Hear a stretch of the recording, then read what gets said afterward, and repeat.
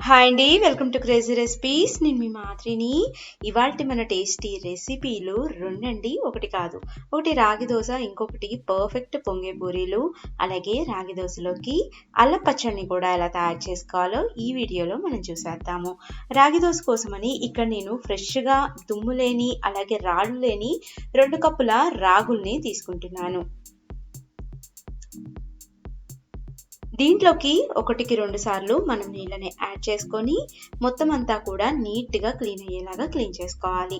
ఎందుకంటే రాగుల్లో మనకి ఎక్కువ దుమ్ము ఉంటుంది. అందువలన మనకి ఈ దోశలు తినేటప్పుడు మట్టి తగలకుండా ఉండటానికి ఇలాగా రాగుల్ని 1-4 సార్లు నీట్గా క్లీన్ చేసుకొని మళ్ళీ ఈ రాగుల్లోకి నీళ్ళని యాడ్ చేసుకొని కనీసం 8-12 గంటల పాటు నానబెట్టుకోవాలి. ఈ పాయింట్ మాత్రం మీరు కంపల్సరీ గుర్తుపెట్టుకోండి. ఏ సిరిధాన్యాలనైనా కూడా 8 గంటలు ఖచ్చితంగా నానబెట్టాలి.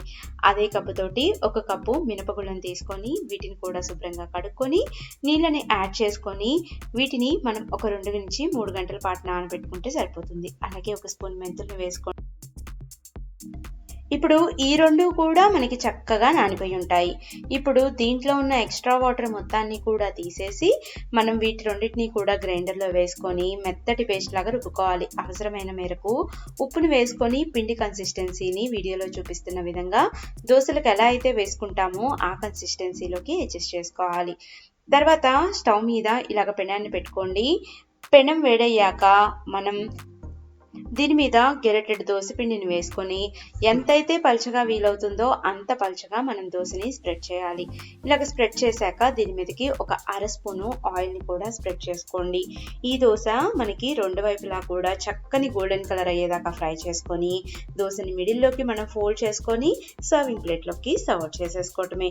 అంతేనండి, చాలా ఈజీగా హెల్తీగా మనం ఈ దోశల్ని రెడీ చేసుకోవచ్చు. అలాగే ఇలాగే మనకి ఎన్నైతే దోశలు కావాలన్నిటిని వేసుకొని మిగిలిన పిండిని మనం ఫ్రీజర్లో పెట్టుకుంటే వారం రోజుల పాటు తినచ్చు.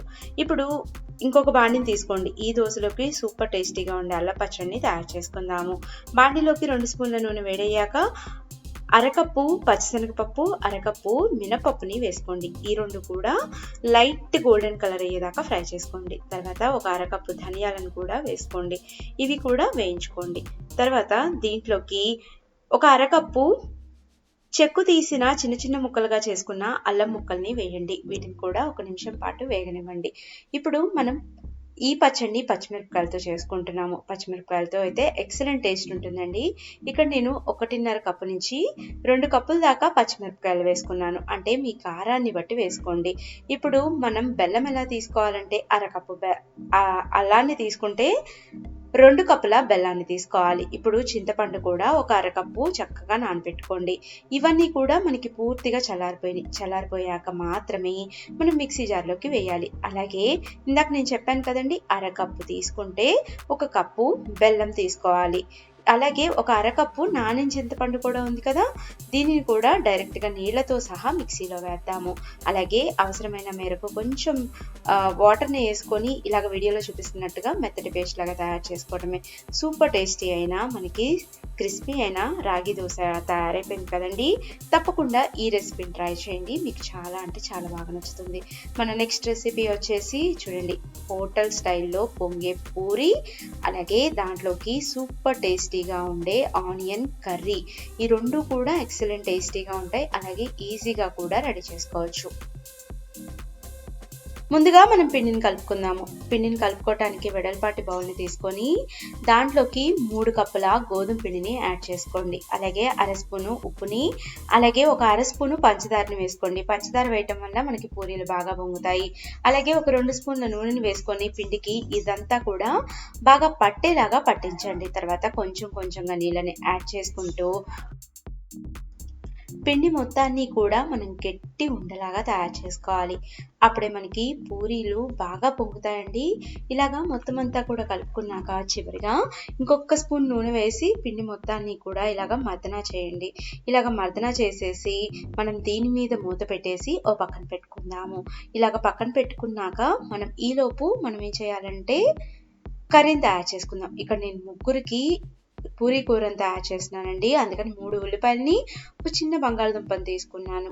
పైన ఉన్న చెక్కుని తీసేసి వీడియోలో చూపిస్తున్నట్టుగా సన్నగా పొడుగ్గా తరుక్కోండి. ఇదే విధంగా మనం మిగిలిన ఉల్లిపాయలు మొత్తాన్ని కూడా తరుక్కుందాం. అలాగే పచ్చిమిరపకాయలని ఇలాగ చిన్న చిన్న ముక్కలుగానే చేసుకోండి, చీలికలుగా చేయొద్దు. అలాగే మనం బంగాళదుంపల్ని ఇలాగ చిన్న చిన్న ముక్కలుగా చేసుకోవాలి. స్టవ్ మీద డైరెక్ట్గా ప్రెషర్ కుక్కర్ని పెట్టుకొని 2 స్పూన్ల నూనె వేడయ్యాక ఒక అర స్పూన్ ఆవాలు, అర స్పూన్ జీలకర్ర, ముందుగా మనం కట్ చేసుకున్న పచ్చిమిరపకాయలు, బంగాళదుంపలు అలాగే ఉల్లిపాయలని వేసుకొని దీంట్లోకి సరిపడా మనం ఉప్పుని పసుపుని కూడా వేయాలి. అర స్పూను కళ్ళుప్పుని వేసుకోండి. అలాగే ఒక చిటికెడు పసుపుని వేసుకొని ఇదంతా కూడా మనకి ఉల్లిపాయలకి ముక్కలకి బాగా పట్టేలాగా ఇలా కుదించాలండి. తర్వాత ఈ ముక్కలన్నీ కూడా మునిగేదాకా మాత్రమే మనం వాటర్ని యాడ్ చేయాలి. తర్వాత దీని మీద మూత పెట్టేసి హై ఫ్లేమ్లో 3 విజిల్స్ వచ్చేలాగా చూసుకోండి. అంటే మనకి ఉల్లిపాయలన్నీ కూడా మెత్తగా మగ్గిపోతాయి.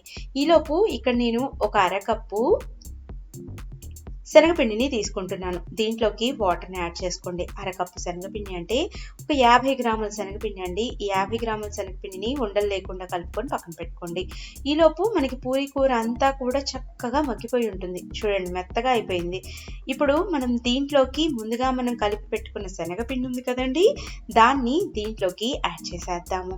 అవసరమైన మేరకు కొంచెం వాటర్ తక్కువ అయితే అడ్జస్ట్ చేసుకోండి, దాదాపుగా సరిపోతాయి. ఇలాగా పూరీ కూర అంతా కూడా కలపండి. వెంటనే దగ్గర పడిపోయింది. ఈ కన్సిస్టెన్సీ రాగానే స్టవ్ ఆఫ్ చేసేయండి. స్టవ్ ఆఫ్ చేసేసి మనం పక్కన పెట్టుకుందాం. ఈలోపు పూరీల్ని ఒత్తుకుందాం. పూరీ ఒత్తుకోవడానికి ఇక్కడ నేను పూరీ ప్రెస్ని తీసుకుంటున్నానండి. పూరీ ప్రెస్కి అంటుకోకుండా అటు ఇటు కూడా నేను కవర్స్ని కట్టేస్తున్నాను. అంటే ఒక డ్రెస్ లాగా తొడుగుతున్నాను. ఇలాగా ముడులు వేసుకోవటం వల్ల మనకి పూరీ అటు ఇటు జరగకుండా ఉంటుంది. అలాగే ప్రెస్ నుంచి కవర్ కూడా విడిపోకుండా ఉంటుంది. ఇలాగా చక్కగా మనం కవర్లని కట్టేసుకుందాము. తర్వాత ఒక డ్రాప్ ఆయిల్ని వేయండి. ఇక్కడ నేనైతే చిన్న చిన్న పూరీల్ని చేసుకుంటున్నాను. మీరు కావాలంటే పెద్ద పూరీల్ని కూడా మీరు తయారు చేసుకోవచ్చు. మొత్తం ఉండల్ని ఒకేసారి రెడీ చేసుకోండి. ఒక్క చుక్క అంటే ఒక్క చుక్క నూనె వేసి 2 వైపులా కూడా అప్లై చేసి ఇలాగా పూరీని ప్రెస్ చేసుకోండి. ఇదే విధంగా మనకి ఎన్నైతే పూరీలు కావాలో అన్ని పూరీల్ని ఒకటేసారి ఒత్తి పక్కన పెట్టుకుందాం. కనీసం ఒక 10 పూరీల్ని ఒకేసారి ఒత్తుకోండి. తర్వాత స్టవ్ మీద ఇలాగ డీప్ ఫ్రై ఆయిల్ని పెట్టుకొని నూనె మాత్రం బాగా వేడయ్యాక మనం ఈ పూరీలని ఒక్కొక్కటిగా డ్రాప్ చేసుకోవటమే. ఇలాగా ఒక్కొక్కటిగా డ్రాప్ చేసుకొని 2 వైపులా కూడా వీడియోలో చూపిస్తున్నట్టుగా మంచి గోల్డెన్ కలర్ అయ్యేదాకా ఫ్రై చేసుకొని దీంట్లో ఉన్న ఆయిల్ మొత్తాన్ని కూడా తీసేసి మనం వీటిని వేరొక ప్లేట్లోకి పక్కన పెట్టుకుందాము. ఇదే విధంగా మనం అన్ని పూరీల్ని తయారు చేసుకోవచ్చు. మనకు కొంచెం ఎక్స్పీరియన్స్ వచ్చాక ఒకటేసారి 2-3 పూరీలను కూడా పొంగించుకోవచ్చు అండి. కొంచెం వచ్చేదాకా ఒక్కొక్కటి వేసుకోండి, సరిపోతుంది. సో చూసారా అండి, మనం చక్కటి పూరీలని దాంట్లోకి పూరీ కర్రీని తయారు చేసుకున్నాం కదా. ఈ రెసిపీని ట్రై చేయండి, ఇంట్లో అందరికీ కూడా బాగా నచ్చుతుంది. ఈ 2 వీడియోలు కూడా మీకు చాలా యూస్ఫుల్ అవుతాయండి. నా వీడియో నచ్చినట్లయితే చిన్న లైక్ చేసి మీ ఫ్రెండ్స్కి ఫార్వర్డ్ చేసి ఛానల్ని సబ్స్క్రైబ్ చేయండి.